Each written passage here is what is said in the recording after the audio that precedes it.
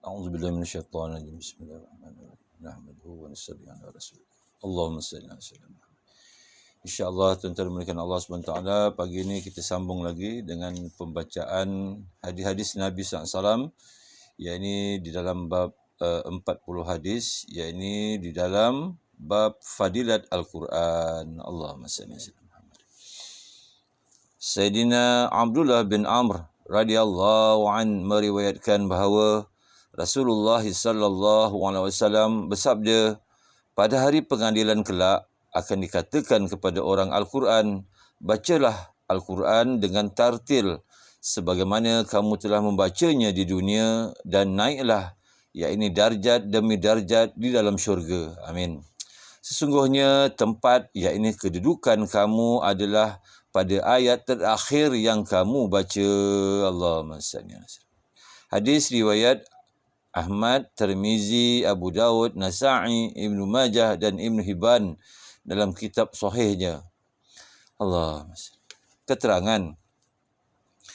Sepintas lalu, orang Al-Quran bermaksud seorang hafiz Al-Quran.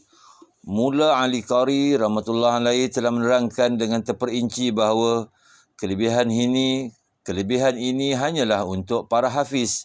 Seseorang yang membaca Al-Quran dengan melihat Al-Quran tidak termasuk dalam kelebihan ini. Pertamanya kerana perkataan orang Al-Quran menunjukkan makna hafiz, dan keduanya kerana terdapat dalam kitab Musnad Ahmad yang bermaksud sehingga dia membaca apa-apa saja hafalan Al-Quran yang ada bersamanya. Petikan riwayat ini lebih menunjukkan bahawa yang dimaksudkan itu ialah hafiz. Yang dimaksudkan itu ialah para hafiz.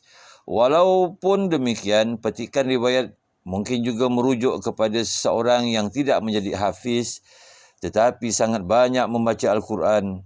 Dalam kitab Mirqat dituliskan bahawa kelebihan ini tidaklah didapati oleh seseorang yang membaca Al-Quran sedangkan Al-Quran melaknatnya. Kenyataan ini merujuk kepada sebuah hadis yang bermaksud ramai sekali pembaca Al-Quran yang Al-Quran melaknatnya. Na'udzubillah. Oleh sebab itu, pembacaan Al-Quran oleh seseorang yang mempunyai akidah dan lain-lain amalan agama yang tidak betul tidak boleh dijadikan dalil untuk menunjukkan kebenarannya. Terdapat banyak hadis seumpama ini berkenaan dengan golongan Khawarij. Syah Abdul Aziz rahmatullah alaihi menulis dalam kitab tafsirnya bahawa tartil dari segi bahasa bermakna membaca dengan sebutan yang baik dan jelas. Sementara dari segi syarak, tartil bermaksud membaca dengan mengikut beberapa peraturan tertentu di bawah ini. Pertama, menyebut huruf-huruf dengan betul, yakni menyebut huruf-huruf itu daripada makhraj yang sebenar supaya sebutan ta tidak menjadi ta dan dhad tidak disebut za, dan seterusnya. Memberhentikan bacaan dengan sempurna pada tempat wakaf yang betul supaya sambungan atau penghabisan perkataan-perkataan tidak dilakukan pada tempat yang tidak sesuai. Ketiga, menyebut baris-baris dengan sempurna, yakni baris hadapan, bawah dan atas disebutkan dengan jelas. Menguatkan suara sedikit supaya lafaz-lafaz Al-Quran yang disebut oleh lidah dapat didengar oleh telinga, dan dengan itu lafaz Al-Quran tersebut akan memberi kesan kepada hati. Allahu Akbar. Bentukkan suara sehingga menjadi sayu dan cepat memberi kesan kepada hati.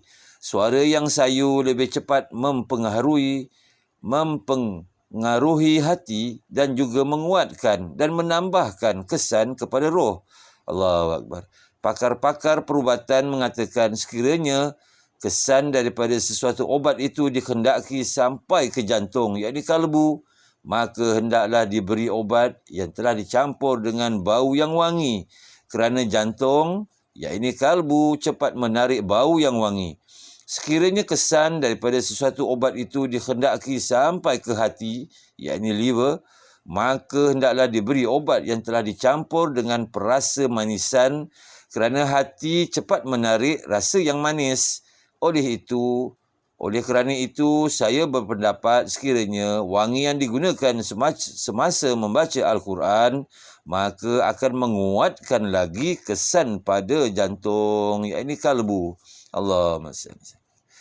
Keenam, tasydid, iaitu menggandakan huruf, dan mad, iaitu memanjangkan huruf.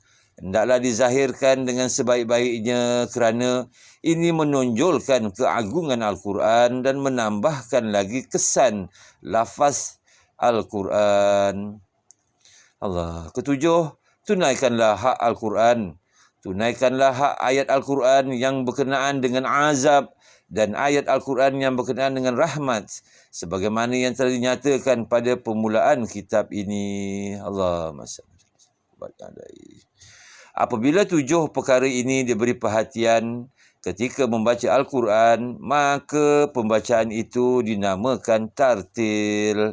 Tujuan daripada semua perkara ini hanyalah satu, iaitu untuk mencapai kefahaman dan perhatian yang mendalam, iaitu tadabbur terhadap Al-Quran. Jadi alhamdulillah, Allah, tuan-tuan dimulakan Allah SWT.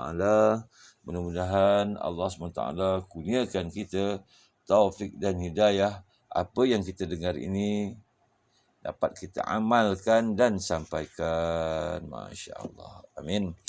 InsyaAllah kita tutup dengan tasbih kifarah. Subhanallah bihamdih. Subhanakallah wa bihamdika. Asyhadu an la ilaha illa anta. Astaghfiruka wa atubu ilaik.